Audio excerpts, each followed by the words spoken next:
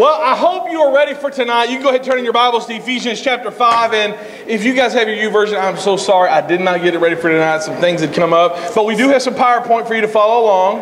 And so hope you'll do so tonight. We wanted to have an awesome series to get you ready for school. And we couldn't think of anything better than driver's ed. And so there's a lot of things we're going to deal with. Starting tonight, we're going to be looking at the warning signs as we go through and get ready for school. And there's a lot of them. And how many of you have already taken driver's ed or have at least got your permit? Awesome. How many of you have been driving already? You already got your license? How many of you wish you had your permit? How many wish you were already out of school and didn't have to go back? Woo! All right, good.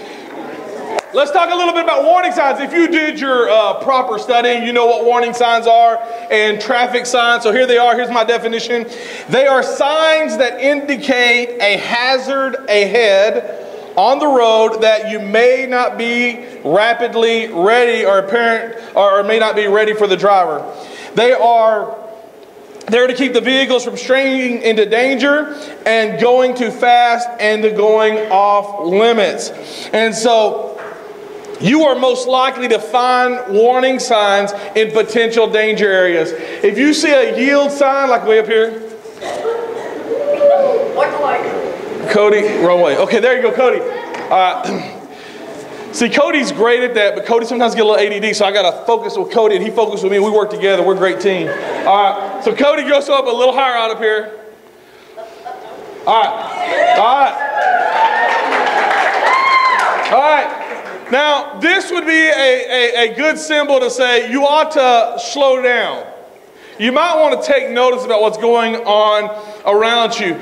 But an even better symbol to take notice of is this one. If you're driving down the road and you see something that says wrong way, exit immediately. Now sometimes, follow me, we're going over here, Cody. All right. Now sometimes when you drive in the big city, like Sandra and I, one time we lived in Dallas, and Dallas is a little tricky, and you find these in Little Rock, but they are world famous for throwing one-way streets in the middle of nowhere. So you're driving along, and all of a sudden you look up, and you're going the wrong way down a one-way street. And every car is going, honking at you. And then your husband's yelling at you next to you saying, Sandra, why are we going the wrong way down the street? And she's saying, you can drive next time. And I'm saying, I don't want to drive, I want to yell. Anyway, I'm just saying. But that's what happens. Normally, these are to save you, to protect you before you get into a danger area. These are the signs that protect you before you get into a position that is unsafe, a position that's going to potentially put you into danger. These are most commonly placed. These places leave very little room for error. These places help you protect you from oncoming traffic, and these places are where unexpected changes occur. Just yesterday, I was driving back for the second time through Little Rock. I had a meeting at the district office, and I was driving there, and as I'm getting there, all of a sudden I'm on 430, and they had this traffic zone where they're redoing the road and doing the bridges, and immediately all the traffic's going from 75, 80, whatever they're really driving, to 45, 35, and it's immediately taking a right, and everybody's throwing on their brakes, and everybody, but they're throwing on their brakes way before they see even the signs, because everybody else has started throwing on their brakes because nobody paid attention to the signs, and it was there to protect them before they got there. So like everyone else, I'm like throwing on my brakes, trying to swerve left, but there's nothing there but a median, and nothing to another car, and it's bad news. But one of the, and so you get these situations where you'll be protected, and I've got to talk about Scott Paul, but Scott, I'm not going to talk about you in a negative way. We're driving Caleb just Friday back to Texas, and as we're driving along, all of a sudden there's an on-ramp this way, so I try to speed up to get behind this one diesel, and because Scott's following me, he immediately speeds up, gets right behind me, but this other diesel's coming on, which isn't so bad. But the other diesel's running out of road, so he just starts coming over. and Scott Paul's behind me. The diesel's coming in and running out of road and coming over. There's another car on the other side of Scott Paul, and there's another car behind Scott Paul. And so all of a sudden, Scott's on the white dotted line going, ah! Ah!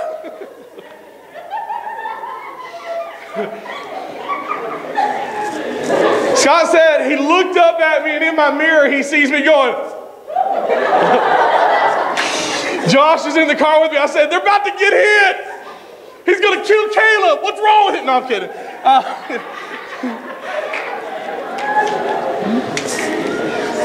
Really, I was thinking, how am I going to tell his grandmother Vivian's going to kill me? But we get down there, and he did really good. Eventually, the diesel that was coming on backed off, and he gets over there, and all of a sudden, he looks up at me, and all he sees is my hand go out the window going, glory to God.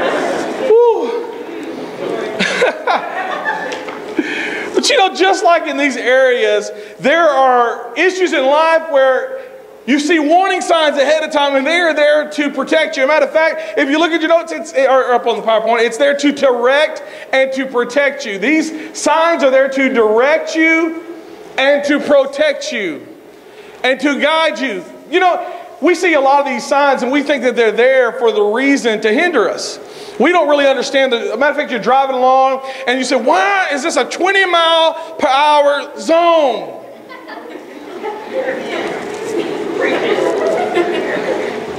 And the reason would be is because some idiot thought it was a 50, 60, 70-mile-per-hour zone and hit someone. And so they said, you know what, we'll control this by controlling congestion by putting a 20-mile-per-hour sign up. You know what, some kid was riding their bicycle and someone was going too fast. So in order to protect, they immediately put up a sign that would slow traffic down to protect the driver and those around him. You know what, you would think that if you're going one way on a street, you would know if you're going the wrong way, but evidently somebody didn't. So somebody said, you know what, we're going to have to tell them and say, here's your sign. You know? Just saying. And on down, and you know, you would think that if you see oncoming traffic, it would say, you know, stop. But some people need a sign. And so it goes through all these different things, and you think that's just so simple. You know, why wouldn't you know? Why would, you know, you ever think, why did they ever have to put a wrong way sign? Because someone got on there and thought, this is the right way to go.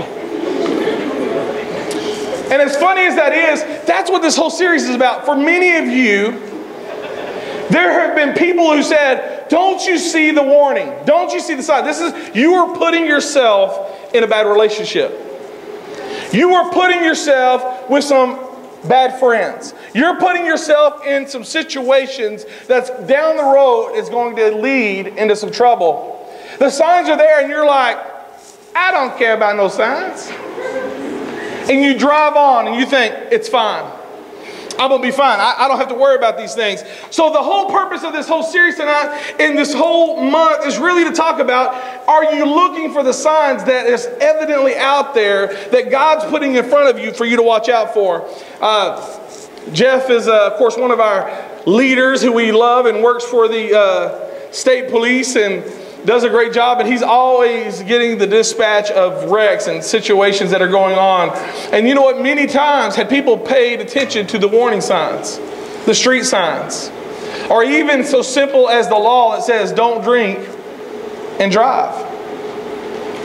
It would have protected a lot of people. So we're going to talk about these, and there's something interesting about the placements of these signs. Let me put this. These signs are usually not put in places of actual danger. Do you know that? They're usually put before you ever get to the danger zone. Before you ever get into problem, you see a sign that says, matter of fact, because we are such good last minute pay attentioners. That's my word. I've learned this, and I don't know if you've driven very far outside of Harris anymore, but now instead of just having a speed limit sign before you ever get to this, about a mile ahead of time they have a yellow sign with an arrow that says it's going to be the speed limit just up ahead, so slow down. Now that didn't used to happen either, but evidently we don't know how to slow down, so we just do our own thing. So now they have to tell us about telling us something else. It's kind of like your mama. I done told you 3 times, pay attention. So these signs are made and they're put ahead of time. Most of the time, there are warning signs before you ever get into a danger zone. These are put inside the placed just outside the danger zone, and the actual danger zone is just beyond. So usually before you ever get to it, you see signs that you're headed into trouble. The assumption with warning signs is that they are there to hinder us or to catch us from doing something wrong. A lot of times we think that's just there, that's a speed trap. That's all it is. They're trying to catch me doing something. But, you know, I was talking to someone who was in law enforcement one time when I was in Dallas. And they said, you know, every law, even the dumb laws that are still on the books now, like you can't walk and chew gum in the city. There are some strange laws. And if you have some good teachers, I'm sure, like Josh always come back, did you know that this is a dumb law that's in somewhere and it's still on the books? And it's true. There's a lot of dumb laws, but they were always a problem. For instance, do you know, I bet there was never a rule about don't drink in the sanctuary until someone did it and spilled something all over the carpet. There was probably never a speed limit rule till someone was going so fast that they killed someone. And they said, you know what, we got to slow traffic down. All these rules, all these laws were put in place to do what? To protect you and everyone around you. Even the 10 Commandments, we go through the 10 Commandments and we hear these signs that says, thou shalt not steal. Well, let me tell you, that's not only protect the person you're stealing from, but if you go into someone's house to steal their stuff, they're going to kill you. Which brings up the other one, thou shalt not kill. Because if you kill someone, their family's going to kill you and it's going to be an ongoing effect. Here's a great one. Don't covet your neighbor's wife. Don't desire your neighbor's wife. You know, this is a good one. Another reason why you might die. You know? These rules are made to protect you. There was a time that in the children of Israel, as they were going through the wilderness, that had you had some kind of sickness and you were bleeding or something, they would send you outside the city until you were considered clean and bring you back in. That seems like harsh, but the reality is there was no way to control diseases. There was no penicillin. There was no antivirus. So it was safer for the whole to send the one outside than to leave them in there and contaminate a whole people group. And that was the purpose. And so there are rules and there are stuff out there, but these things aren't to catch you or to harm you. The truth is that the consequences of ignoring them are minor compared to what could happen if they hadn't been there. The consequences to ignoring these signs are minor compared to what would happen if they had not been there at all. You know, people who drive around, I don't know if you really hate driving in big cities, I really do. But when you drive and you've got cars on the right and you've got a guardrail right next to you, and you're driving around and you've got inches on each side of you and you want to tell them to move over and they don't care because they're just and jamming out and texting on their phone or calling. You know, one lady kept swerving over my lane. I said, what is her problem? And I drive past her and I look. I said, oh, she's texting. And she was texting right there doing 70, 80 miles per hour driving on the road. Just doesn't care. But you know, even the guardrails. If you hit a guardrail, there's going to be damage. But the consequences of guardrails not being there would be worse if they weren't there at all. If you're driving on a bridge and there was no guardrail on the side of the bridge, what would happen? You'd drive over the bridge. The idea is these things are there to protect, to be a warning, to say, look, that's too far. So that's what this whole time is about. And we're going to talk about this because we live in a society. I'm going to jump a little ahead. The challenge of this culture is we live in a society that thinks we do not have to pay attention to the signs. We think, especially if you're 16 and you're invincible and nothing ever could happen to you. You think that green means go, yellow means go fast, and red means go faster. As long as nobody's looking. And so you live in a society where you think the rules don't really apply. And so when all of a sudden something happens, and all of a sudden you get the ticket, all of a sudden you get in a wreck, all of a sudden you get in an accident, you're like, I don't know what happened, it wasn't my fault.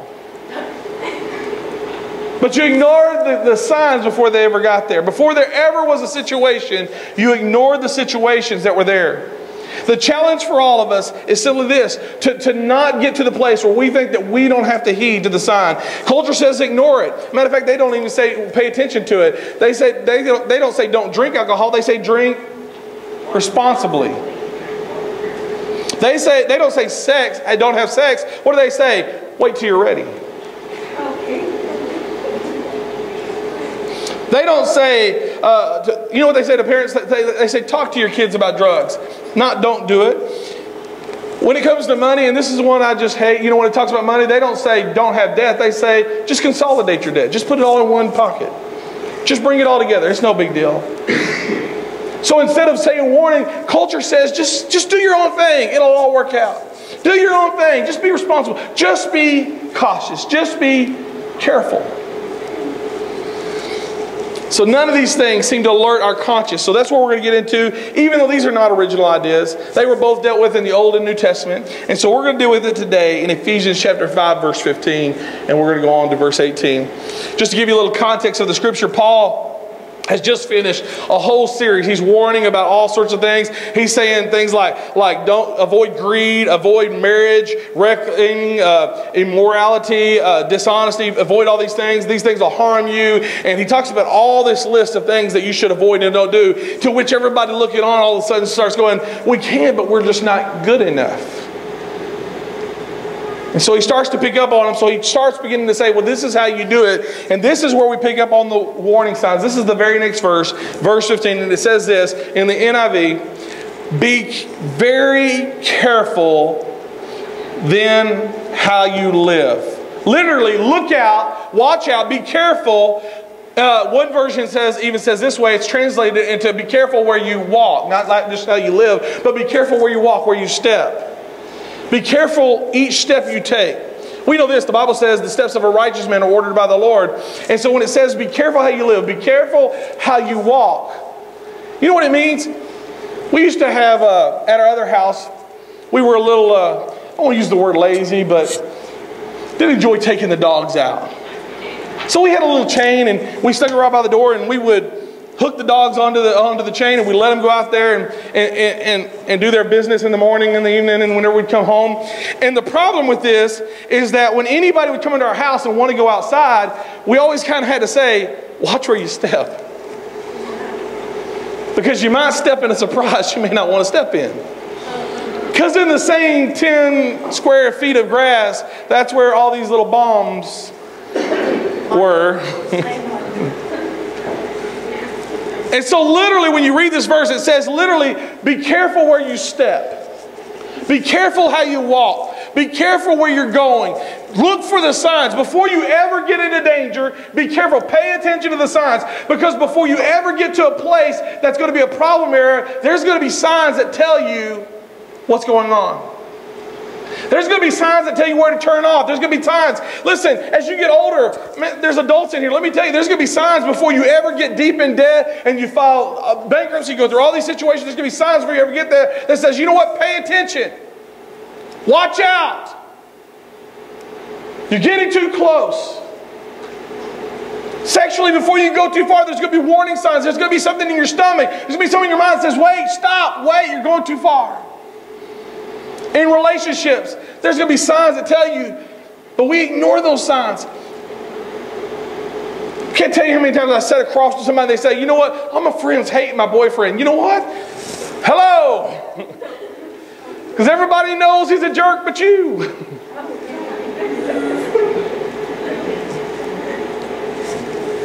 Some of you guys, you come to church and you get a call from a sponsor, a leader, another friend says, man, you don't come to church anymore. You're always hanging out and you never find time for any of your friends. There's a warning sign there that says, you know what, you're distancing yourself from the positive influences. Watch out, pay attention, listen to the signs. Are you watching? Listen, this is good driver's ed. I don't know. This is the best driver's education you ever going to be a part of, so pay attention. Be careful, not careless. Look around. Look ahead. Look back. Look all around you. You've got blind spots. Listen, this is a good driver's ed. When you're taking that test, just remember your blind spots. I was driving the other day. I looked back. I started to take a turn. I thought, no, I better look. Woo, there's a car right there in my blind spot. I got to look around. I got to look in front. I got to look at back. I got to look in my blind spot. I got to look everywhere around me. I've got to be careful. Then it goes on in verse 15. It says, not as unwise, but as wise. In other words, when you look with eyes wide open. Get your eyes wide open. Don't look just as unwise, but be wise how you look. Don't go inside. Listen, here's how we look. Well, I look, but I'm going to ignore the things I don't want to see because I really want to get in my way. Well, officer, I really didn't know what the speed limit was. I wasn't looking because I didn't care. So please don't give me a ticket. Because I wasn't paying attention, so therefore it's not really my fault. It's not my responsibility. Shouldn't be on me. It should really be, on you for not making them clear.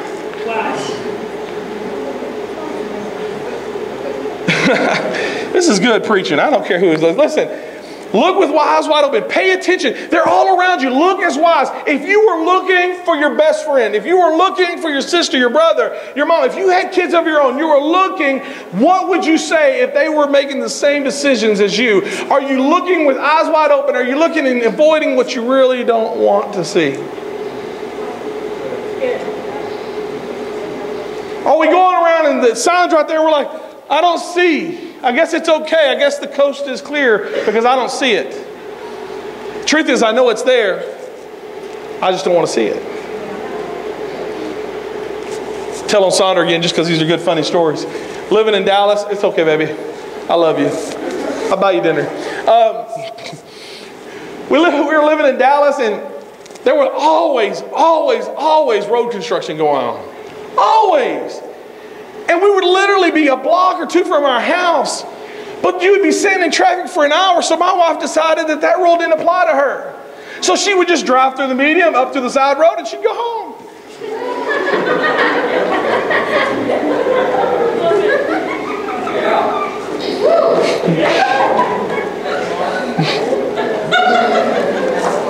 And we laugh, but don't we do that in life? Don't we do things and we think, yes, that's not good for my friend. And in the same advice that we give to our best bud, our BFF, we ignore for ourselves. That's a good preacher right there. The same advice that we give our bestie, we look at ourselves and say, well, I'm careful. And we think that our careful compensates for our wisdom. That's good. That's not even in the notes. Somebody ought to write that down for me. We think careful compensates for our wisdom. We don't have to be wise because guess what? We're careful. And really we think that we're smarter than our best friend. So therefore we can do things and get out of the limits and get out of the roadway and do things that no one else can do because really we're really smarter than all them. And even though it was bad for them, and even though it shipwrecked their lives, and even though they had bad relationship after bad relationship, and I saw it coming, and I could have helped them, but they wouldn't listen to me, it doesn't apply to me because I'm really smarter. I'm safer. I'm quicker. Even though they got pregnant, I'm not going to get pregnant. I know you're looking at me, but it's all right. You never know. But yeah, lost him up on the front row. Okay, verse 16. Making the most of every opportunity. Literally redeeming the time. Literally taking what you have and making the most of it. The older we get, the more we wish we could go back and change bad relationships, bad financial decisions, bad school decisions, bad test decisions. Redeeming the time, making the most of every opportunity. So as you're looking for the warning signs, as you're driving on the road, are you making the most of what you have right now? Listen, we're full of a room of you follow me? Okay.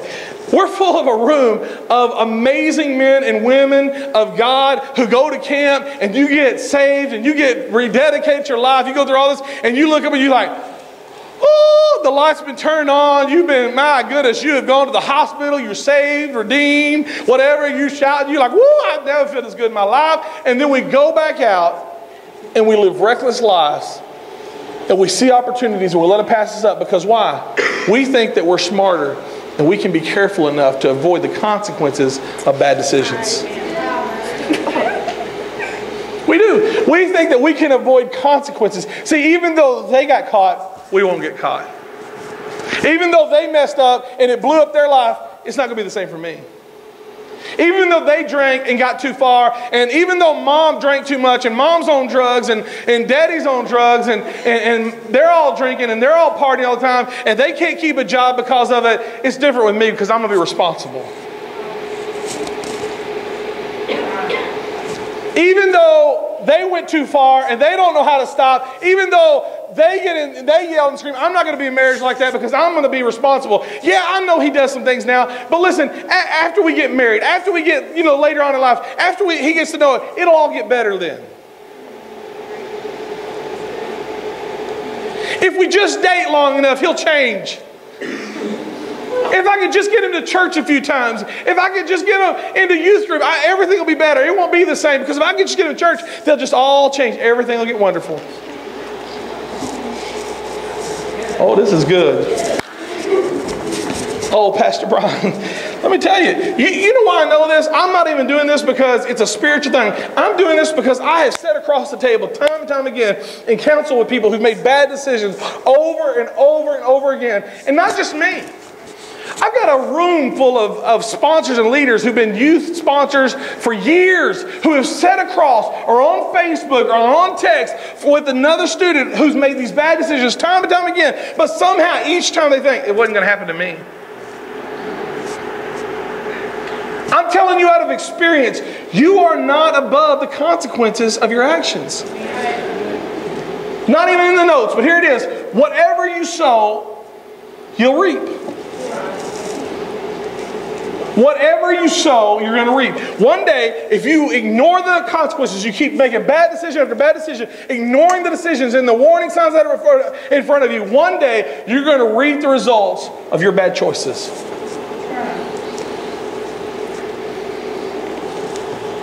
Matter of fact, I'll tell you, I visited the jail here many a times. And I visited the jail up here with people who have been in this altar praying and crying. I visited the jail with people who've given their heart to God over and over, but somehow they thought that they would make a few bad decisions and they would never reap the results or the consequences of their actions.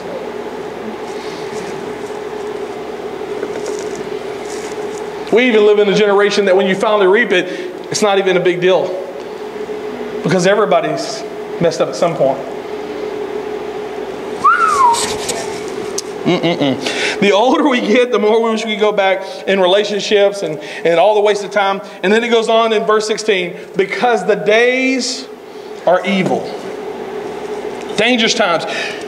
You know what the days are evil mean? You can't afford to be careless. You can't afford. Too much is at stake. You can't afford to be careless. Too much right now is at stake. Wouldn't you agree if we were to go through here that it's dangerous times relationally, financially, morally, that we live in times that are not just the best of times to be in, that really the days, if you look around, the days that we live in are evil? We're not going to poll everybody in here, but if we were to poll everybody in here, we were to say, hey guys, how many of you right now know someone who's having sex before marriage? Boy, hands would go up all over this place. How many of you know someone who's who's doing drugs right now? Boy, hands would go up all over this place. Pastor Steve and I were talking about how we can help people to avoid the addiction of pornography that's so readily available that everybody's dealing with it. We're talking about some different ideas because it's not only affecting you guys and adults, but it goes on down to even kids. And we're seeing more and more problems with kids, age, dealing with pornography. And you know what I said? I said, you know what? You're going to have to deal with the character of the person because you can't just deal with the computer itself, because here's the problem. My son, I could tell him, Josh, go get some drugs. And you know what? He's not a druggie, but I guarantee he knows how to go get it right now. And there's nothing I could do to stop him from contacting someone to go appropriate what he wants. And there's not enough software, there's not enough computer things, there's not enough things out there to stop you to get to things like that, pornography and other things on their devices, when it's available, when internet's available on PSPs and on iPod touches, and everywhere you turn, there's an availability to that kind of stuff, and everywhere you turn, you think, my goodness, how are we going to deal with this? The truth is, we have to stop dealing with just trying to make avoidance. We have to deal with the character of the issue. It's not drink responsibly or look responsible. It's don't do it, stop. You need your character to be better than the problem. Don't just desire for people to look at you good. Be a good person. Be above. Be above. If people talk bad about you, be above the remark that people can't even believe it when they say it.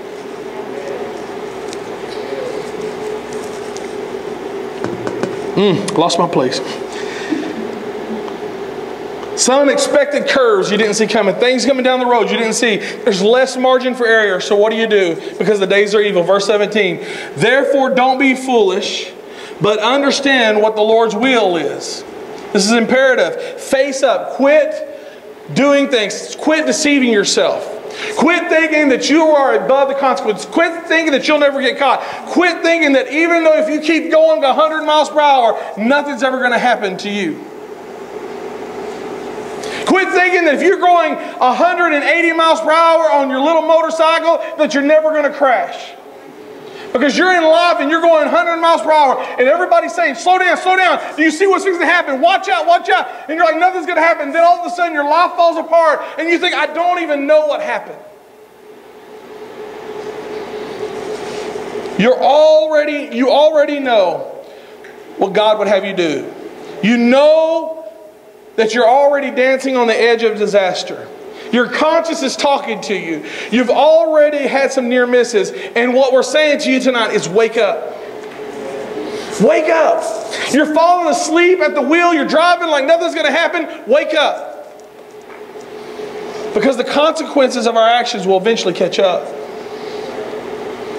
Then he gives us this illustration in verse 18 to everything he's just been talking about. It says, do not get drunk on wine. Disclosure, let me just tell you, I don't drink. I've never seen anything that has happened that has gone well when someone drinks. Never.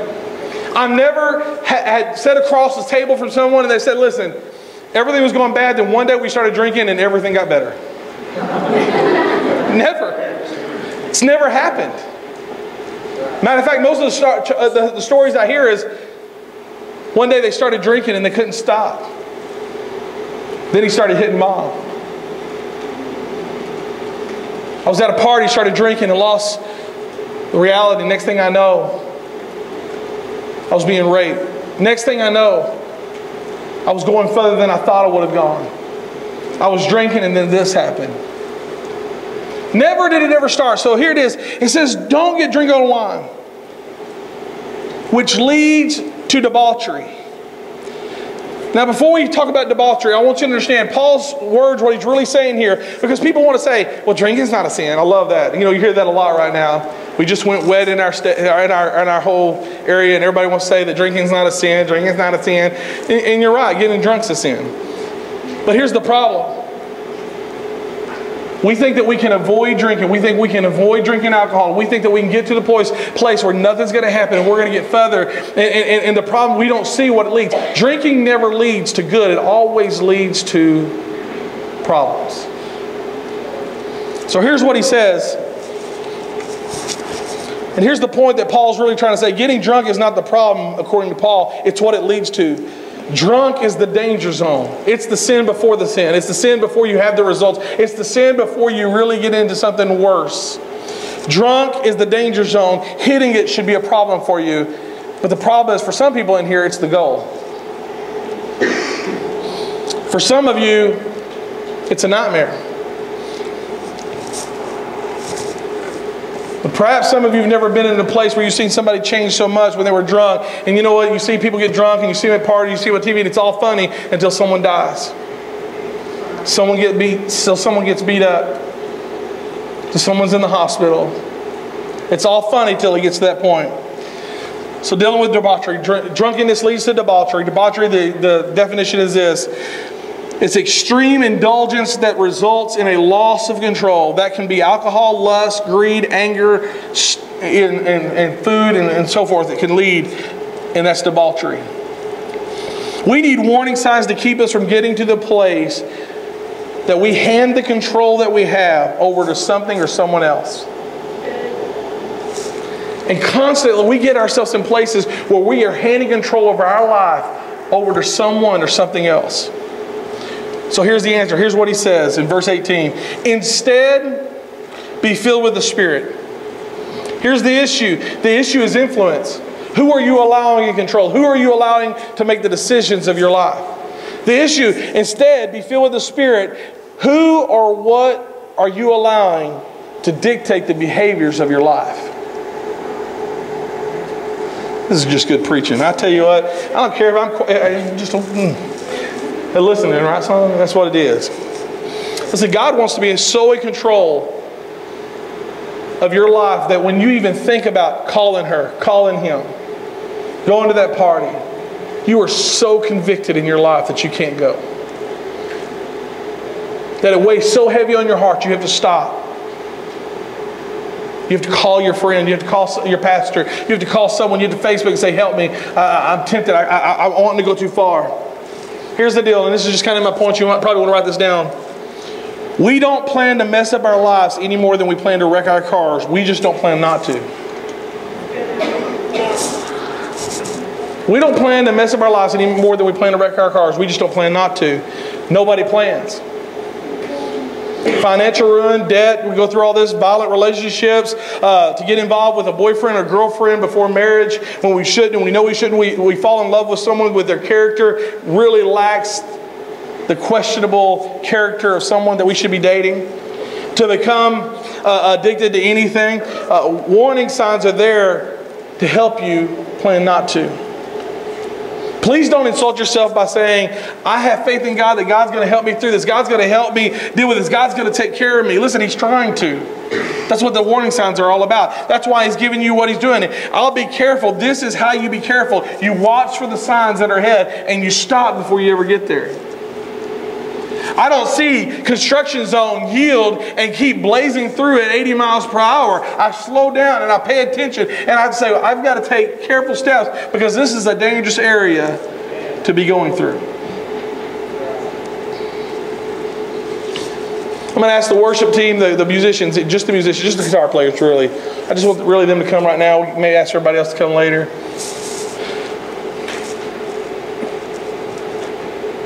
Here's the added benefit of all the signs. Warning signs not only protect, they direct. They're not only there to protect you, they are to show you where you need to head and how you need to get there. When you're driving along, all of a sudden you see these signs and they tell you which way to go, where to turn off, what to do. You will find it so much easier to discern the voice of God when you look for the signs. So here it is as we conclude. And I wrote these down just so I wouldn't forget how to say this. Here it is. What do you need to face up today? What do you need to face up to today that you haven't faced up to? What decisions, what signs have you missed and passed by and didn't pay attention to and you just blew by? What do you need to face up to? And where are you flirting with disaster?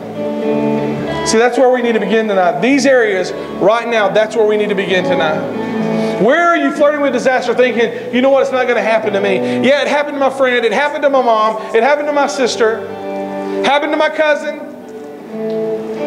But I'm going to be careful through this. And so we flirt with disaster thinking that it's not going to happen to us. I'm going to ask everybody to stand. And last week, Caleb did a great job preaching, and many of you guys had a lot of life-changing moments. But you know what? I believe that tonight, there's still a lot of you guys. You're still struggling. You're still fighting. And as you're getting into school, you're already starting to flirt with the dangers that you shouldn't be flirting with. You're already in relationships and going further relationships than you need to go in. You're already doing things and you're already thinking, man, I don't want to go back to that old life. What do? I don't want to head back to the way I used to be.